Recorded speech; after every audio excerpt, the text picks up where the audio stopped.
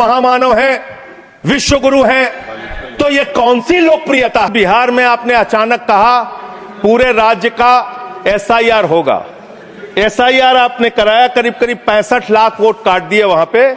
और मान्यवर, मैं आपके सामने कुछ विधानसभाओं की सूची पढ़ना चाहूंगा। मोतिहारी में 54,000 वोट काट दिया, बीजेपी 13,000 वोट से जीती। गोपालगंज में 66,000 वोट काट दिया, बीजेपी 28,000 वोट से जीती। संजय जी, बरौली में 46,000 वोट काट दिया, बीजेपी 12,000 वोट से जीती। अनमोल में 37,000 वोट काट दिया, बीजेपी।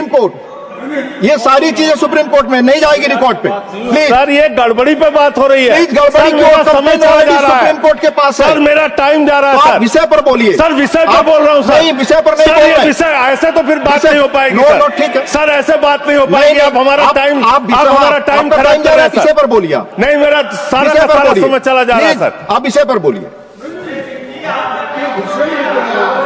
जो चीज सब जुडिस है उसके बारे में honourable chairman has made it clear. Please. बोलते वक्त इलेक्शन में ऐसे गड़बड़ियां होते हैं, उसको क्या करना चाहिए ये बता रहे हैं। ये सारे कंप्लेन माननीय एलओपी सुप्रीम कोर्ट के पास है। ये सब जुडिस मामला है, इस पर मैं अलाउ नहीं करूंगा। ऑलरेडी चेयरमैन ने कहा। माननीय संजय सिंह, आपका समय जा रहा है। आप माननीय सर, आप बोलने ही नहीं दे रहे हैं। फिर ऐसे बोलने नहीं दे रहे हैं। आप कानून सर, चुनाव की गड़बड़ियों के बारे में नहीं बोलेंगे। आप संवैधानिक मर्यादाओं, चुनाव की गड़बड़ियों के बारे में नहीं बोलेंगे। चेयर पर आरोप करेंगे, ये आपको फ्रीडम है।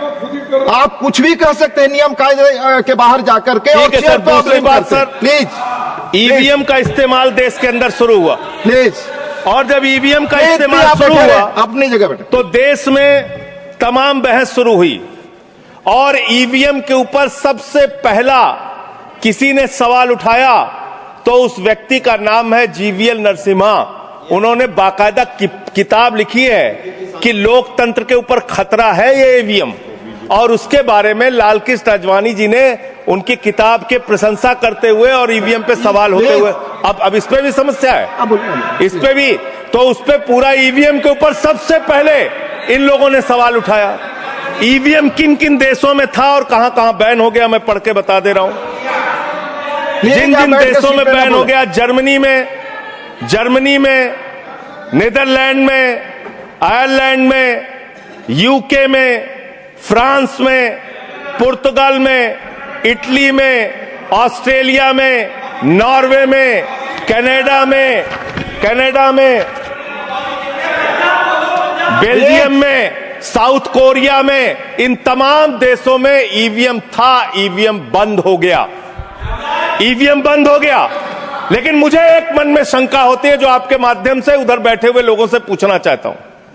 प्रधानमंत्री जी का आप बहुत गुणगान करते हैं। आप कहते हैं प्रधानमंत्री जी बहुत लोकप्रिय हैं, प्रधानमंत्री जी की लोकप्रियता चमक रही है, वो महामानव हैं, विश्व गुरु हैं। तो ये कौन सी लोकप्रियता है प्रधानमंत्री जी की कि भाई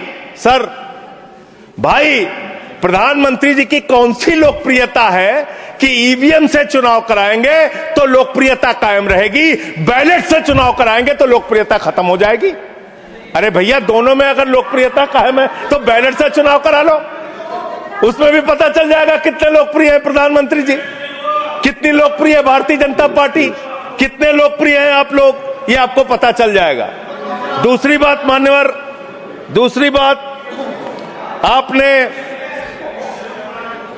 अभी मैंने सुना कि डिटेंशन सेंटर बनाएंगे घुसपैठियों के लिए, और यह कहा गया कि इस पूरी चुनाव की प्रक्रिया के तहत जो लोग पकड़े जाएंगे घुसपैठिए, उनको उस डिटेंशन सेंटर में रखा जाएगा। मैं आपके माध्यम से इस सरकार से पूछना चाहता हूं, 11 साल से इस देश में ट्रंप की सरकार तो है नहीं, न बराक ओबामा की सरकार है, न बाइडेन की सरकार है। यहां पर प्रधानमंत्री नरेंद्र मोदी जी हैं और गृह मंत्री अमित शाह जी हैं। आपने 11 साल में कितने घुसपैठिए हिंदुस्तान से भगाए, इसके बारे में आंकड़ा दीजिए सदन को आप जानकारी दीजिए।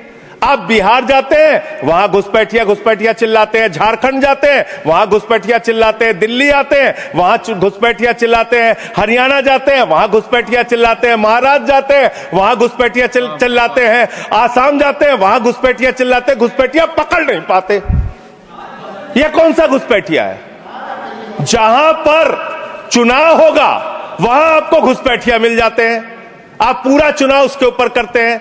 कितने घुसपैठिया बिहार में मिले, इसको बताइए, देश को, इस सदन में बताइए। मैं आपको बताना चाहता हूं मान्यवर, मात्र 315 वहां पर विदेशी नागरिक मिले, जिसमें 78 मुसलमान थे, बाकी नेपाल के हिंदू थे। उसको आप इसलिए आंकड़ा नहीं जारी कर रहे हैं, 65 लाख में सिर्फ 315 मिले। आपकी छाती पे तो सांप लौटने लगा, आपको तो मजा आया नहीं।